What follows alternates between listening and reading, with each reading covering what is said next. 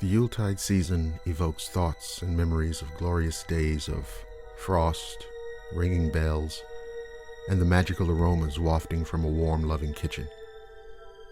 And yet, the days are shorter, and the nights become long, dark, and cold journeys into a bizarre winter realm of menace, monsters, and wandering spirits.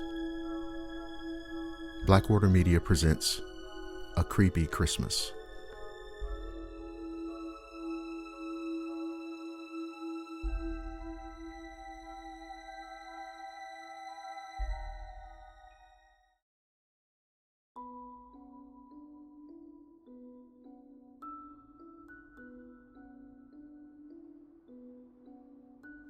I love visiting my grandma.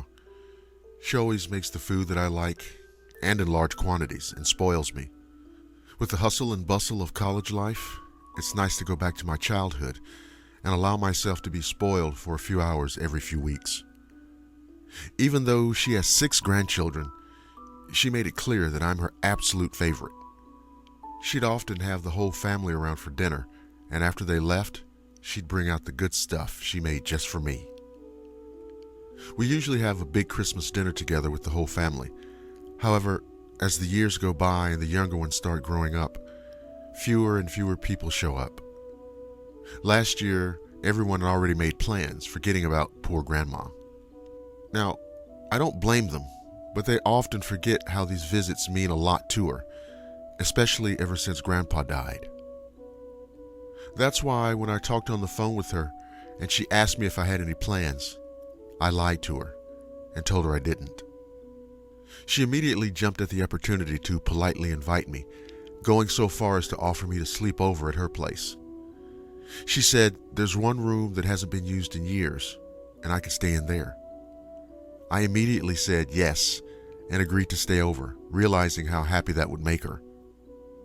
I canceled the plans I made with my friends, telling them something else came up.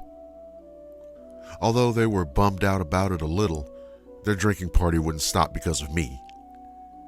That was the last Christmas that I would ever spend with my grandma. On Christmas Eve, I arrived to my grandma's place and she greeted me like she always had, with a tight hug and lots of kisses. I barely even stepped inside when she started offering me food. She had already made what could only be described as an all-you-can-eat buffet. We dug in, and once we were done, she showed me where I could sleep for the night. It was a cozy little bedroom, which apparently used to be my mom's room when she was little. Grandma told me not to leave my room during Christmas Eve in order to avoid disrupting Santa in his work. She said that if I really needed to use the bathroom, I could, but to be extremely quiet and not to go downstairs. On the nightstand, she left a list of things I should do before going to bed to ensure I get a good present. I decided to play along and abide by the rules. I told her I'd read it before bed and do everything necessary, and she seemed content with that. She wished me a good night and left the room. I was pretty tired from the trip there and the enormous dinner I'd eaten, so I laid down and was quickly asleep. I awoke a few hours later. I glanced at my watch and realized it was 3:01 a.m. I got up to grab a glass of water downstairs from the kitchen and groggily walked through the dark, trying to avoid any loud noise or turning on the lights not to wake Grandma. I went downstairs and turned on the kitchen light, gulping down a glass of water. I glanced toward the living room at the Christmas tree, and something caught my attention under the glow of the decoration lights. There was a small plate with a tiny paper that said, "For Santa." I reckoned it was cookies and milk, but when I got closer, I realized that the plate was empty. Red liquid was in it, and right next to the plate was a small bucket. Obviously, I found this weird, but figured that Grandma may have just forgotten to put it away or something. I turned off the kitchen lights and returned to my room, just then remembering the list my grandma gave me. I grabbed it off my nightstand and started reading. Dear James, thank you for visiting me for Christmas. You made your grandma really happy. Now, Christmas is a little different in this house than what you're probably used to, So it's very important that you follow these rules on the list. Number 1, make sure to close your windows and ensure they are closed properly. These old windows don't work properly sometimes, so if you feel like cold air is coming in, let me know. Number 2, don't put any wood in the fireplace after 9 p.m. Santa will be really angry if it's scalding in the chimney or if there's still smoke. Number 3, you didn't forget about milk and cookies, did you? I stopped reading and chuckled at the list. Grandma clearly wanted me to follow the basic rules for Santa, like when I was a kid. But again, I decided to oblige. I continued reading the list. In this household, we don't use milk and cookies. We use raw red meat and blood. I already left a bucket by the Christmas tree, and there's a raw piece of chicken I put on the plate. Santa sure loves it. Number 4, if you're woken up by the sound of scratching or knocking on your window, ignore it. Your room's on the 2nd floor. There's no way to reach up to it. In fact, it's best not to look there. But if you see someone beckoning you, pretend they're not there. They may try to open the window from the outside. This is why it's so important to keep the windows closed. Number 5, you may hear growling coming from the kitchen.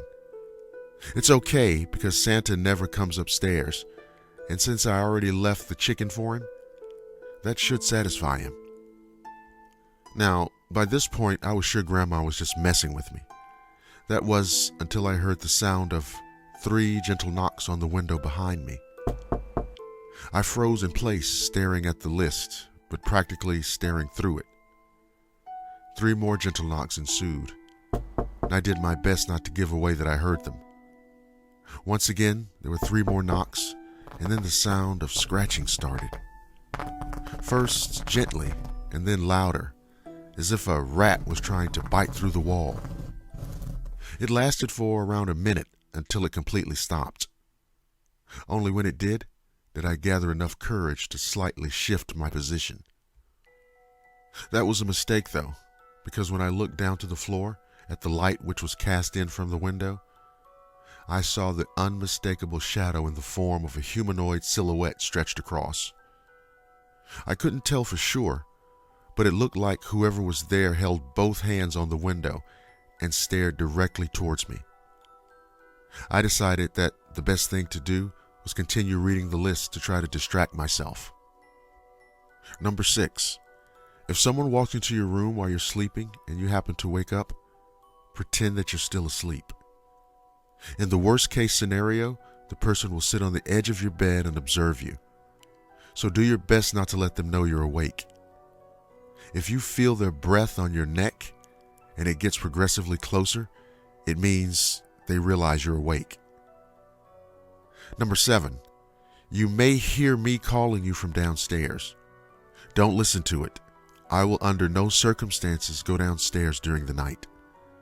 Number 8, the last and most important rule. If you get up to go to the bathroom, never, ever, ever turn on any lights in the house. He has trouble noticing you in the dark, but if you turn on the lights, he'll be able to follow you wherever you go, and then not even locking your door will help. Oh, I'm sorry, there is one more rule. Number 9. Follow these simple rules, and in the morning, you can open your Christmas presents. Love, Grandma. Now, the scratching and knocking had already stopped by the time I was done reading, and the shadow from the window was gone. I went to bed and covered myself over my head, shivering, and I don't mean from the cold. Sometime during the night I heard my door open, but I did my best to ignore the footsteps and low growling noise. I either passed out or fell asleep sometime later, but all I know is I woke up to the sound coming downstairs from the kitchen. I shot up, looking around the room and at the window, and rubbing my temples and thinking about the nightmare I had. I left my room and immediately heard my grandma's voice calling me from downstairs to come open the presents. I told her that I was coming when I suddenly felt a grip on my wrist. I turned around and saw my grandma there, staring at me, wide-eyed. She leaned in and whispered in my ear with a trembling voice, "You turned on the lights, didn't you?" So I'm sure that you'll certainly agree that that was one creepy Christmas.